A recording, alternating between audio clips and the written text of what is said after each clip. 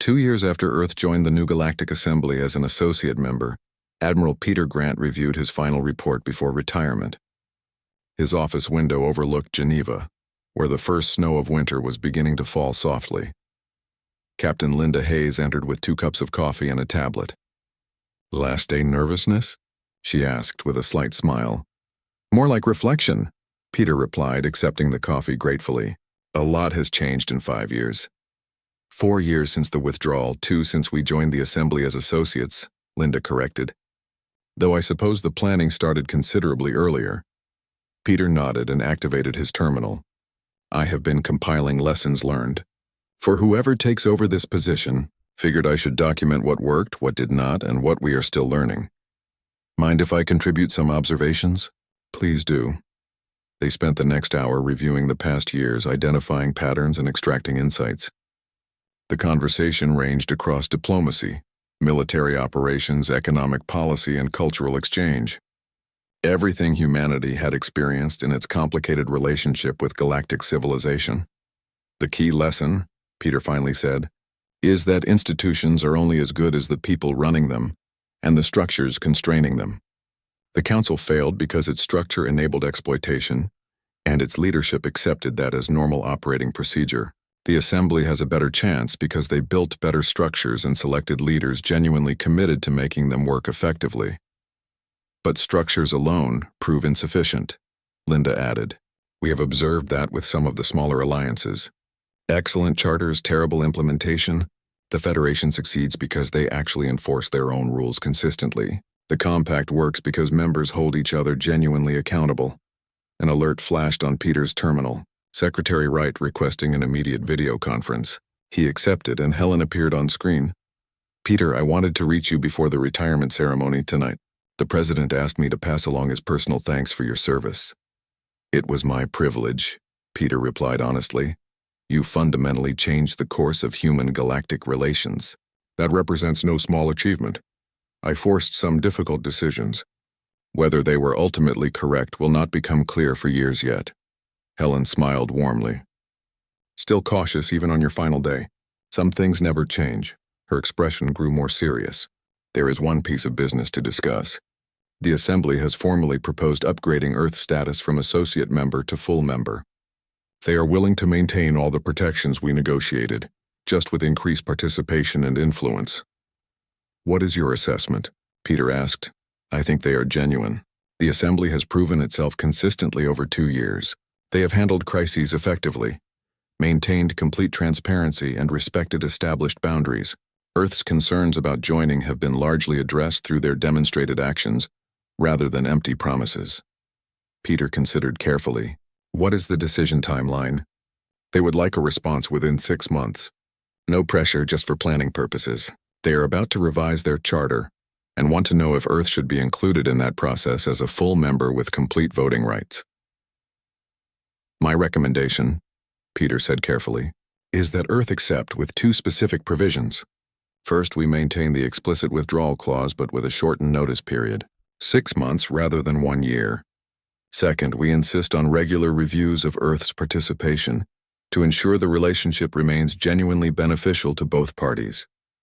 Those are reasonable terms. I will pass them along through official channels." Helen paused. "Peter, do you ever regret how you handled the Council situation? The withdrawal, the hardline approach, all of it?" "No," he said without any hesitation. "I regret the casualties that resulted from Council dysfunction. I regret that such drastic action proved necessary to force change. But I do not regret leaving. Sometimes you absolutely must walk away from broken systems to create space for better ones to emerge." After the call ended, Linda stood and moved to the window. 5 years ago you stood in the Council chamber and announced withdrawal. Everyone thought you were completely crazy. Many still do. But you were fundamentally right. The Council was broken beyond any possibility of repair. By leaving, we forced the entire galaxy to confront that reality and build something genuinely better. We will see if it lasts long term," Peter cautioned.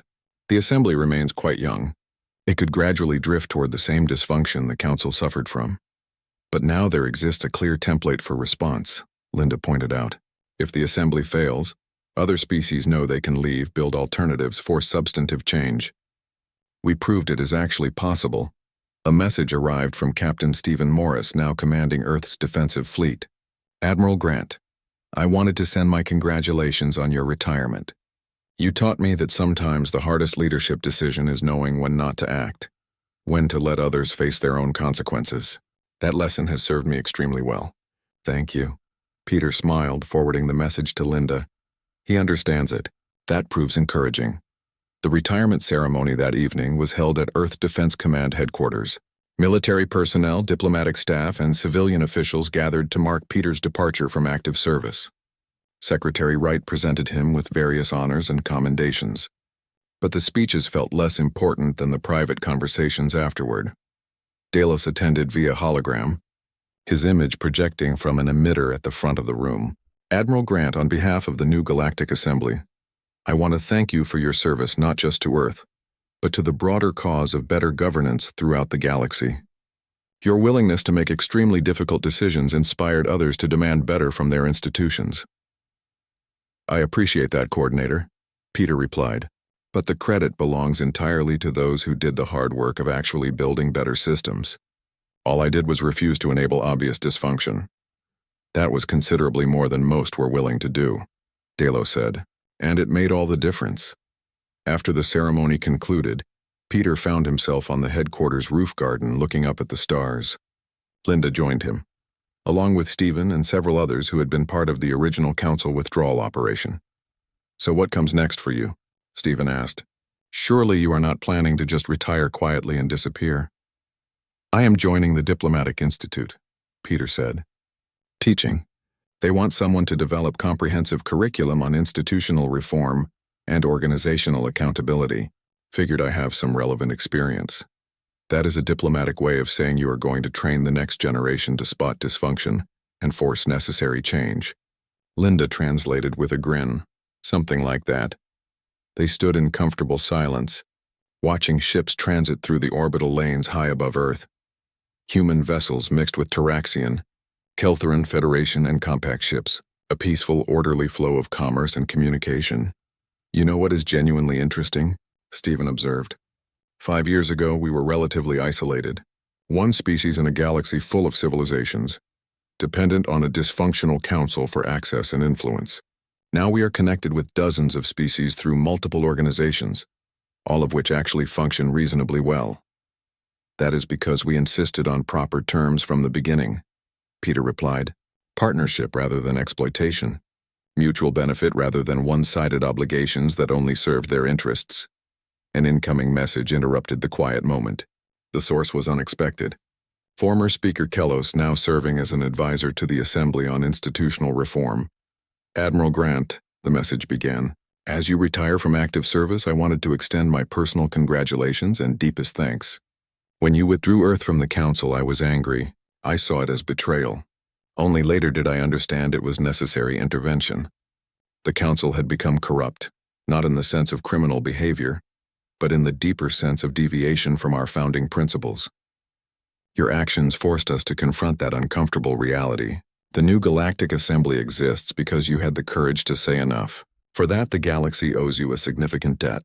I hope you find peace in your retirement. You have earned it. Peter read the message twice, then showed it to the others. I did not expect that. He is absolutely right, though, Linda said. Without the withdrawal, nothing would have changed. The Council would still be stumbling along, exploiting whoever proved willing to be exploited. Instead, we have multiple functional organizations, genuine partnerships, and a galaxy that is learning better ways to cooperate, Stephen added. Peter pocketed his tablet and looked back at the stars. I wonder how it will look in another 5 years, 10, 20? Hopefully better, Linda replied. And if it is not, someone else will have to make the hard call to force necessary change. That is the real lesson, Peter said quietly. Nothing stays good without constant vigilance. Institutions drift inevitably toward dysfunction unless people actively maintain them. The Assembly works now because enough people are committed to making it work. The moment that commitment fades, it will start repeating the Council's mistakes.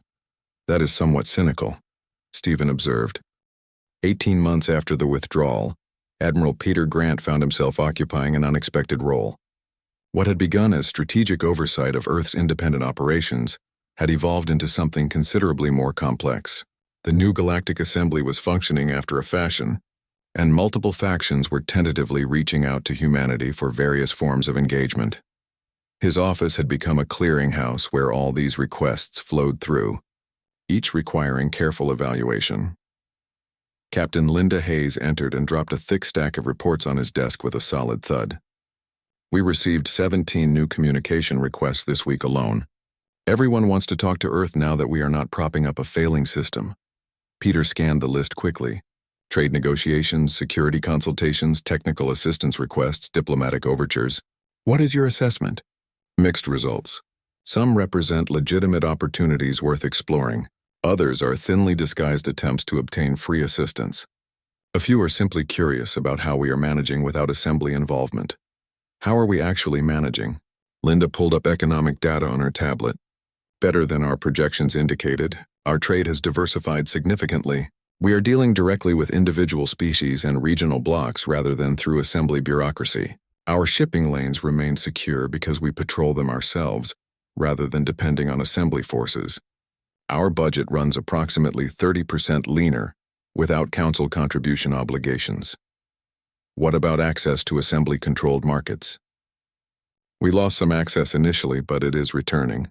Turns out species want to trade with us regardless of assembly membership status. The assembly itself has quietly rolled back some trade restrictions certain factions attempted to impose. Turns out economic retaliation functions both ways. Captain Stephen Morris entered carrying his own tablet.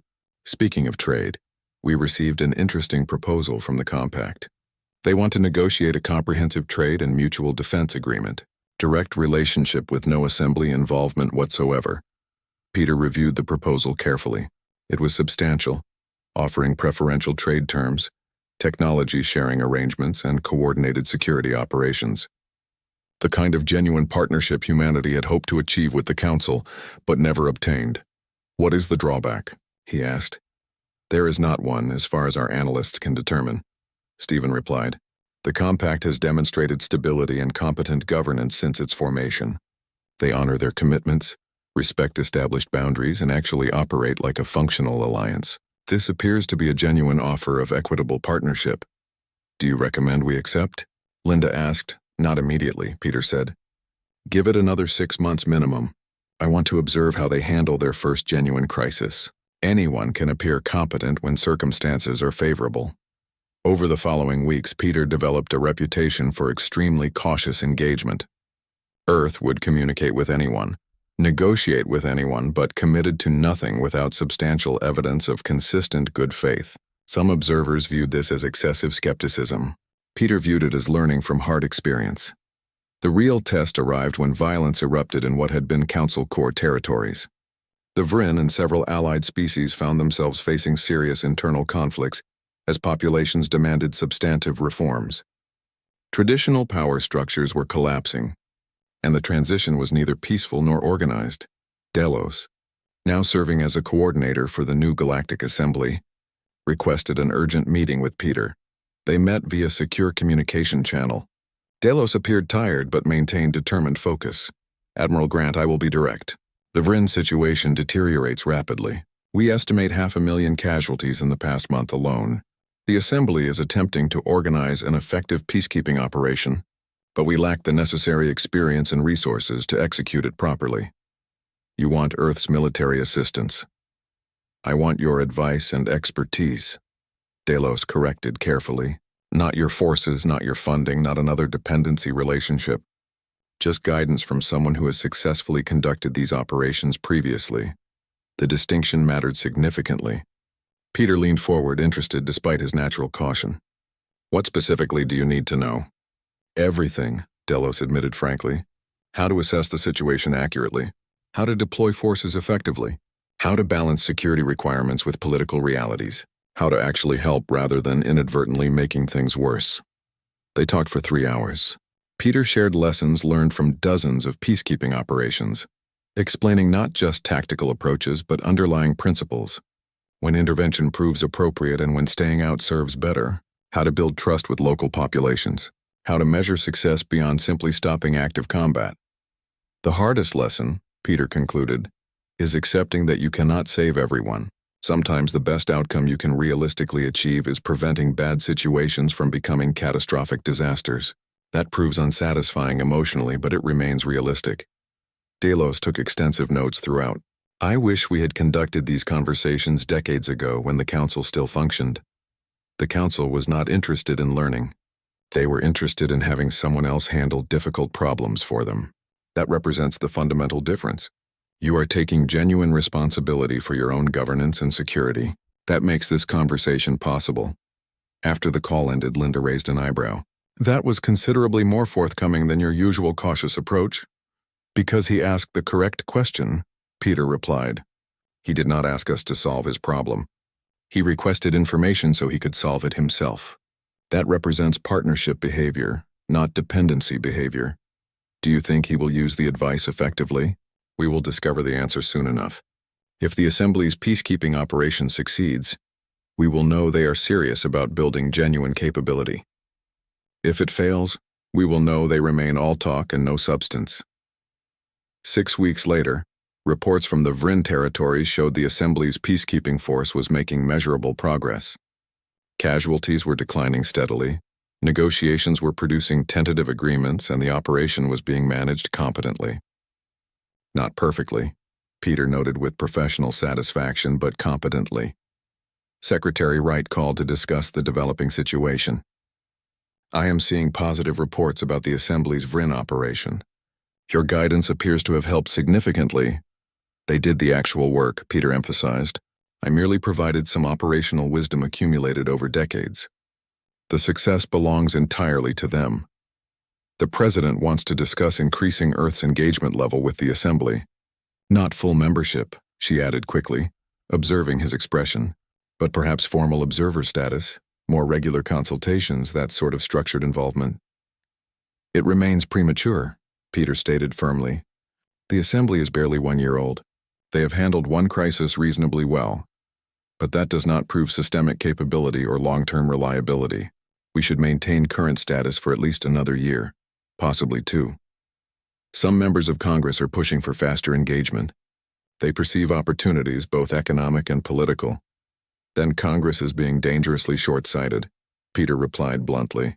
We spent 70 years trapped in a dysfunctional relationship because we moved too quickly initially and did not insist on proper terms from the beginning.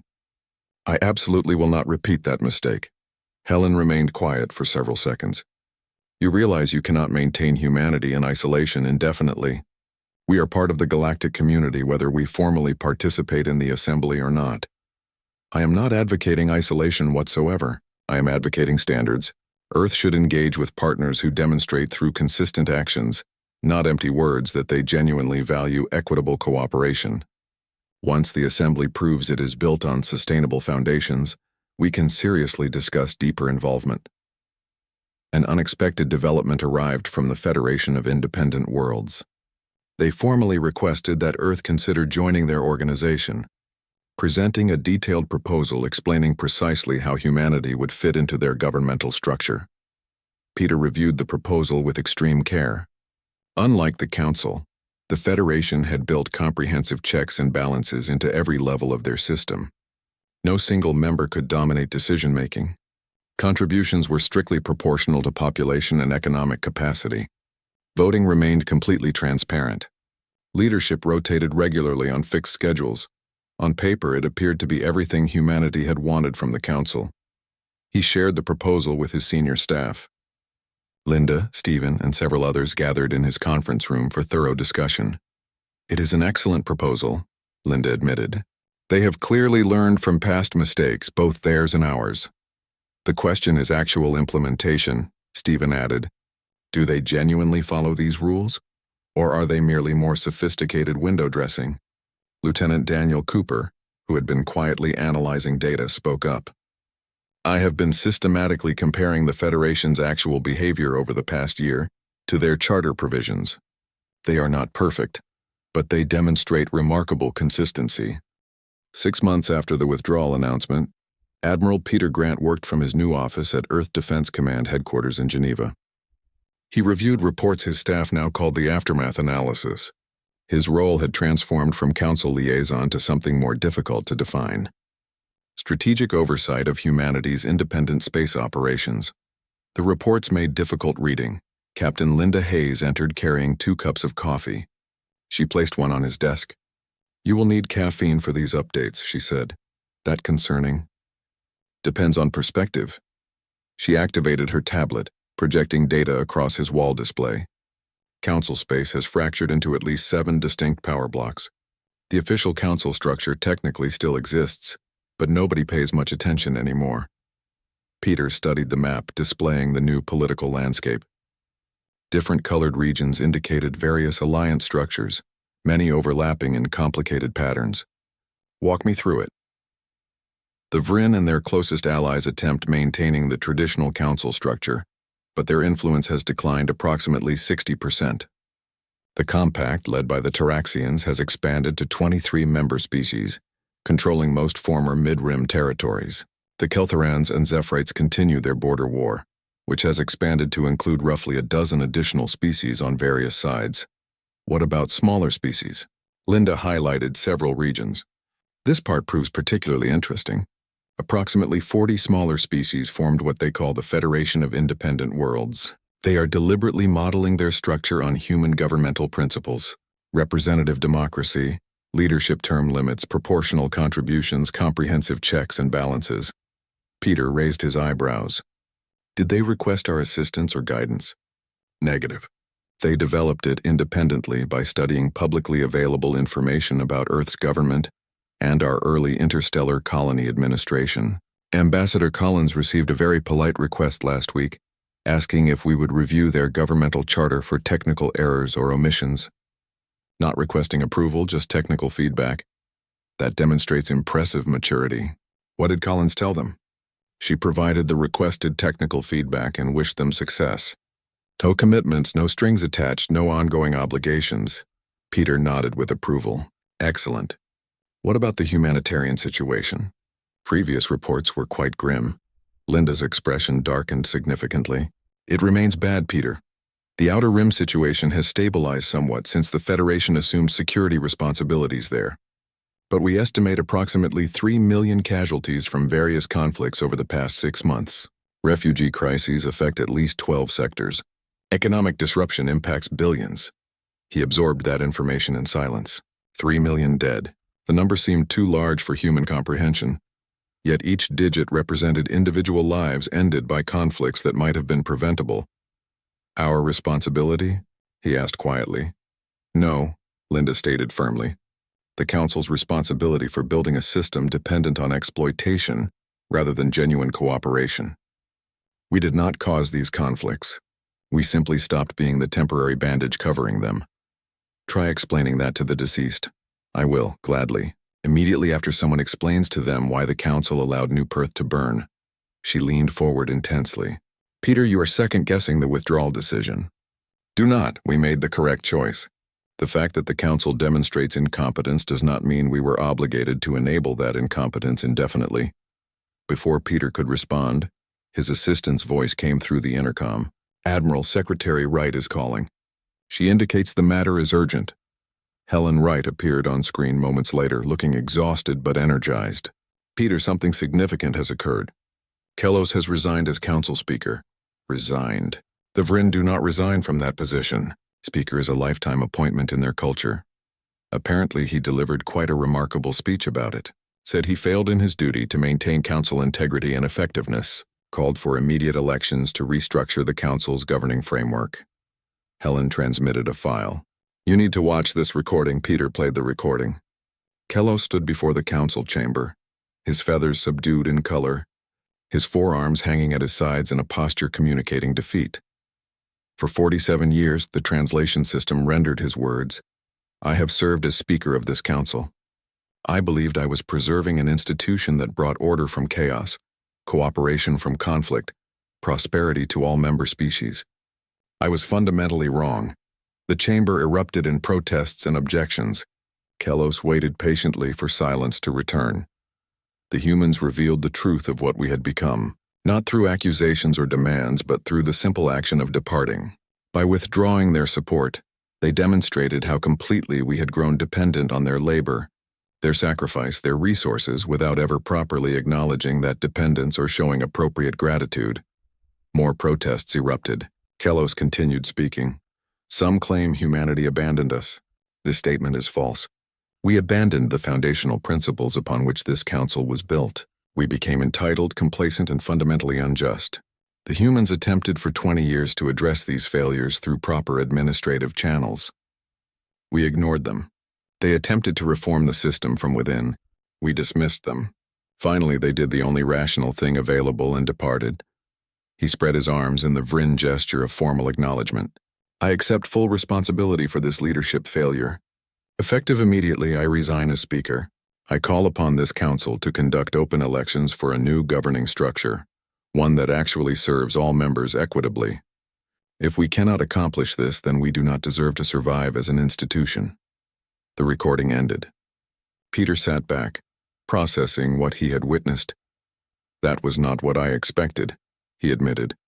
It becomes more interesting, Helen said. Kellos's resignation triggered a political earthquake. At least 30 other senior council officials have resigned in the past 6 hours. The Vrin faction that controlled council operations for decades is essentially collapsing. Who fills the resulting power vacuum? That represents the complicated part. Multiple factions claim authority. The Taraxians push for the compact to assume council functions. Some younger species advocate complete dissolution and rebuilding from zero. The Federation of Independent Worlds maintains neutrality, but offers to mediate disputes. It is organizational chaos. Peter stood and walked to his window overlooking the lake. This is what systemic collapse looks like. Not sudden, not clean. Just messy fragmentation as a failed system breaks apart under its own dysfunction. The question, Linda observed, is what emerges next, and whether we want any involvement. Over the following 2 weeks, the Council's dissolution accelerated dramatically. What had been a unified, if dysfunctional, governing body fragmented into multiple competing authorities. The Compact announced it would no longer recognize Council jurisdiction in its territories. The Federation established independent security and trade protocols. Even some of the Vrin's closest traditional allies began distancing themselves. Peter watched events unfold with complicated feelings. This outcome matched his expectations, even his predictions. But observing it happen in real time differed significantly from theoretical projections. Captain Stephen Morris brought the latest strategic analysis. Consensus among our forecasters indicates we are witnessing the complete end of the Galactic Council as we knew it. Whatever structure emerges from this will be fundamentally different. Better or worse. Too early for definitive assessment. But probably more decentralized, more diverse in governmental models. Less unified but potentially more stable, since power will not concentrate in a single dysfunctional institution. An unexpected message arrived that afternoon. Ambassador Collins forwarded it with a note indicating it was unusual and recommended direct review. The message came from Commander Thelos, the Vrin admiral assigned to the Keltheran Zephyrite peacekeeping mission. Peter remembered him from briefings as inexperienced and overwhelmed by his assignment. Admiral Grant, the message began. I know you have no obligation to respond to this communication. However, I felt compelled to reach out directly. When I accepted command of the Keltheran Zephyrite peacekeeping operation, I believed my training and experience would prove sufficient. I was completely wrong. The message continued with remarkable honesty. Thelos described his failures in detail, the disasters resulting from his poor decisions, the lives lost due to his inexperience. Then came something interesting. I requested access to human peacekeeping protocols and operational records, not to copy them blindly, but to understand why your forces achieved such consistent effectiveness when Council forces repeatedly failed. What I discovered was profoundly humbling. Your success resulted not from superior technology or greater numbers. It came from comprehensive training, thorough preparation, and a command philosophy prioritizing mission success and personnel welfare over political considerations. I have implemented modified versions of your protocols with my remaining forces. The results have been remarkable. Casualties decreased 70%. 4 days after the withdrawal announcement, chaos consumed the Galactic Council. Peter Grant received hourly reports showing how rapidly everything was falling apart. The Council had depended on humanity for so long that they had forgotten how to handle basic operations themselves. Captain Stephen Morris entered Peter's office with the morning intelligence briefing. Dark circles under his eyes showed he had not slept well. "Sir, the situation deteriorates by the hour. The Keltheran and Zephyrite border conflict has escalated to full warfare. 3 major fleet engagements occurred in the past week alone. Current casualty estimates exceed 40,000 and continue climbing." "What action has the Council taken?" Peter asked, though he already suspected the answer. "They dispatched a peacekeeping force," Commander Linda Hayes replied from where she stood reviewing data on a wall display. "Badly undermanned, poorly equipped, unclear rules of engagement. The force commander is a Vryn admiral named Thelos, with exactly 0 experience in this type of operation. He has submitted multiple requests for human military advisors." "Denied," Peter said without hesitation. "Already processed, sir." "But the problem's compound. The Keltheran government claims the Council's inadequate response proves they must handle their own security unilaterally. They are withdrawing their own contributions and rapidly expanding their military capabilities." Stephen added more concerning information. "The smaller Council species who relied on Keltheran trade protection are experiencing panic. We are observing a cascade effect across multiple sectors. Yesterday, the Taraxians announced formation of a mutual defense pact with 6 other species, completely outside Council authority and oversight." Peter studied the tactical display showing real-time ship movements throughout Council space. What had been orderly, regulated traffic patterns now resembled complete chaos. "They are fragmenting faster than our projections indicated," he observed quietly. "There is more." "Sir?" Lieutenant Daniel Cooper said, his voice grim. "The Outer Rim colonies the Council wanted us to stabilize? 3 of them have been completely overrun by organized pirate groups. Death toll estimates exceed 100,000 civilians." Silence filled the room. Peter's jaw tightened. "Has the Council responded?" "They attempted to," Linda answered. "A task force arrived 3 weeks late with insufficient strength. The pirates had already departed for new targets. Current status of those colonies? Desperate for protection the Council cannot provide. Some threaten secession. Others negotiate with anyone offering security, regardless of legitimacy. Warlords and criminal organizations are moving into the power vacuum." Peter walked to the window, his hands clasped behind his back. Outside, dozens of ships departed as human personnel continued the evacuation. "This is not the outcome I wanted," he said softly. "Sir?" Stephen questioned. "I wanted them to learn, to change, to become the institution they always claimed to be.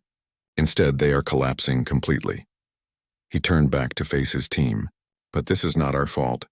They had decades to build proper systems, decades to distribute responsibilities fairly, decades to actually govern instead of depending entirely on humanity for the difficult work. This crisis exists not because we left, but because they never built what they pretended to have." An urgent alert flashed across multiple displays. Linda pulled up the incoming transmission. "Priority communication from Earth. Secretary Wright requests immediate video conference." Helen Wright's face appeared on the screen moments later. Concern showed clearly in her expression. "Peter, I am reviewing the same intelligence reports. The situation deteriorates faster than even our worst-case projections." "Confirmed, ma'am. The President wants to know whether you recommend reconsidering the withdrawal timeline." "Not canceling," she added quickly. "Perhaps slowing the process to give them more adjustment time." Peter shook his head firmly. "With respect, ma'am, absolutely not. We provided 6 months' notice. That was more than generous. Extending the deadline now simply enables the same dysfunctional patterns we are trying to escape. They must learn they cannot depend on humanity to solve their self-created problems. Even if the cost measures in millions of lives, those lives are not our responsibility anymore, Secretary Wright. The Council made abundantly clear for 20 years that they did not value our input, our sacrifices, or our concerns. We cannot save people who refuse to be saved. We cannot repair institutions that refuse to acknowledge they are broken." Helen remained quiet for several seconds. "The President agrees with your assessment. However, intense political pressure is building. Some Council members make direct appeals to Congress, to media organizations, to anyone willing to listen. They portray this as humanity callously abandoning the galaxy in its greatest hour of need." "I assume," Linda interjected, "they neglect to mention the 20 years of ignored complaints. 12,000 dead peacekeepers, or the 42% of council operations we funded. Not prominently featured in their narrative, no, Helen admitted with a slight smile. Our communications team actively ensures those facts reach public awareness. Opinion polls still show majority support for withdrawal, but the situation grows more complex daily. Peter leaned toward the camera. Secretary Wright, what is really happening? You did not initiate this call merely to provide status updates. Helen glanced off screen briefly before responding. The council has approached Earth through unofficial back channels. They want private negotiations. No publicity, no formal diplomatic protocols. They specifically request a personal meeting with you. Absolutely not. Peter, listen. They are offering significant concessions. Genuine reforms, not empty promises. Changes to voting procedures, financial contribution formulas, even structural modifications to make the council more equitable. Everything they could have implemented any time during the past 2 decades, Peter countered. Why should we believe they are sincere now? Because they are desperate. Sometimes desperation motivates real change more effectively than reason or appeals to principle. Peter stood and paced the length of his office. His team watched silently, knowing better than to interrupt his thinking process. Finally, he stopped and faced the screen directly. Tell them I will meet with one representative. No more, neutral location. No publicity whatsoever. No formal record of the meeting. And I make absolutely no promises. If they wish to present reform proposals, I will listen. But the withdrawal continues exactly on schedule regardless of anything they say. Understood. I will make the arrangements. After the transmission ended, Stephen spoke carefully. Sir, if you do not mind the observation, you do not sound particularly receptive to whatever they might offer. I am not, Peter admitted frankly, because I understand how this pattern unfolds. They will offer reforms that sound reasonable. We will negotiate specific terms. Everything will appear satisfactory. Then we agree to pause the withdrawal during implementation, except implementation keeps getting delayed. Emergency situations require temporary assistance. Before anyone realizes what happened, we are right back where we started, except now we have surrendered our leverage completely. Then why agree to the meeting at all? Daniel asked. Because I might be wrong, Peter said simply, and because even if I am correct, confirming they have learned nothing serves important documentation purposes. The meeting occurred 3 days later at a small diplomatic station in neutral territory. Peter insisted on minimal personnel, just Linda and a small security detail. The council representative proved to be Kellos himself, accompanied only by a single aide. The speaker looked significantly older than at their last encounter. His feathers appeared duller, movements less confident. He entered the conference room without any of his previous commanding presence. Admiral Grant, Kellos began as he settled into a chair, modified for Vryn physiology. Thank you for agreeing to this meeting, Speaker Kellos. I am here exclusively to listen. Kellos activated a holographic data display. The Council has drafted comprehensive reform proposals. Changes to membership obligations, voting procedures, conflict resolution systems. Everything you and other dissatisfied members have repeatedly requested. Peter reviewed the documents appearing on his tablet. They were detailed, professionally prepared, addressing many of humanity's legitimate grievances. On paper, they appeared impressive. When were these drafted? He asked. Working groups developed them over the past 2 months. So after we announced withdrawal. Kellos's feathers ruffled with irritation. Yes, after the announcement. Does that matter? These represent the reforms you demanded. It matters greatly, Peter said quietly. It proves you only care about change when facing direct consequences. Where were these reforms when we filed our first complaint 17 years ago? Where were they after 8,000 humans died at New Perth? The Council moves slowly by necessity. You must understand. Coordinating thousands of species across multiple sectors requires extensive deliberation and consensus building. It requires caring enough to actually try, Linda interjected sharply, which apparently the Council did not until humans decided to leave. Kellos turned toward her. Commander Hayes, your anger is understandable but unproductive. We are here offering concrete solutions. You are offering bandages after ignoring a fatal wound for decades, she replied. Admiral Peter Grant stood at the tall window of the Galactic Council chamber. Outside, colorful clouds of gas and stars painted the darkness of space. He wore his formal uniform with all his medals, but today they felt heavier than usual. not from their weight, but from what he was about to do. The council had called an emergency meeting. 3 wars were happening at the same time across the galaxy. The Vryn species fought over trade routes. The Keltherans argued about territory borders. The Zephyrites wanted mining rights in disputed areas. Like always, the council expected Earth to fix everything. They wanted human soldiers, human diplomats, and human money to solve their problems. Peter looked over at Commander Linda Hayes. She was the chief military officer for Earth at the council. Her face showed nothing, but he could see the tension in her eyes. They had talked about this day for many weeks. Both knew what had to happen. The council speaker was named Kelos. He belonged to the Vryn species and stood very tall with 4 arms and feathers that changed colors based on his emotions. He gestured at Peter with 3 of his arms in an impatient way. "Ambassador Grant," Kelos said in a commanding voice, "we need Earth's peacekeeping forces immediately. The Outer Rim territories require stabilization. Your forces have proven most effective in such situations." Peter took a slow, deep breath. This was the moment. Linda gave him a small nod. It was time to speak the truth. "Honored Speaker," Peter began, keeping his voice steady and calm. "For 73 years, humanity has served this council with dedication. We have mediated 417 separate conflicts. We lost 12,000 peacekeepers in your service. We contributed 42% of the council's entire operational budget." Kelos's feathers ruffled with what Peter recognized as impatience. The alien leader had heard enough praise and wanted action. "Yes, yes," Kelos replied dismissively. "Earth's contributions are recorded in our archives. Now regarding the Outer Rim crisis that requires immediate attention." "We decline," Peter said simply. Complete silence fell over the chamber. It was so quiet that Peter could hear the hum of the translation devices. 12 different alien species turned all their attention toward him. Some had multiple eyes. Others had sensors.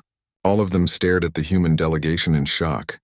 "You decline," Kelos repeated slowly. His translation device seemed to struggle with the concept, as if the word made no sense. "Effective immediately," Peter continued, his voice growing stronger. "Earth is withdrawing all military forces from council operations. Our diplomatic presence will reduce to a single observer. All financial contributions beyond basic membership dues will cease. Our trade routes remain open to council members, but we will no longer subsidize shipping lane security or provide military escorts." A Keltheran delegate stood up quickly. Her body was made of living crystal that flickered with agitation. "This is completely unacceptable. You signed treaties. You have binding obligations to this council."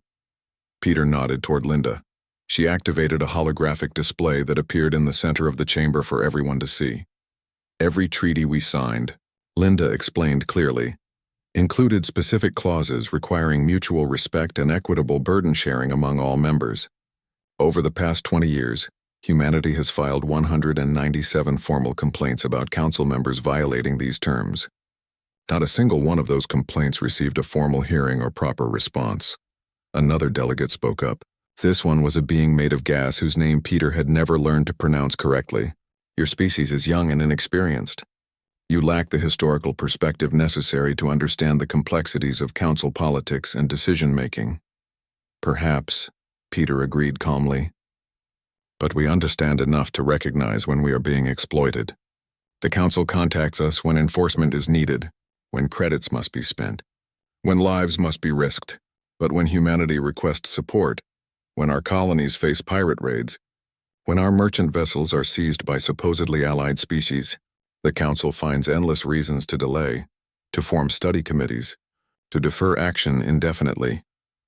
Kelos spread all 4 of his arms in the Vryn gesture, meant to indicate peaceful intentions and desire for compromise. "Surely we can discuss this matter reasonably.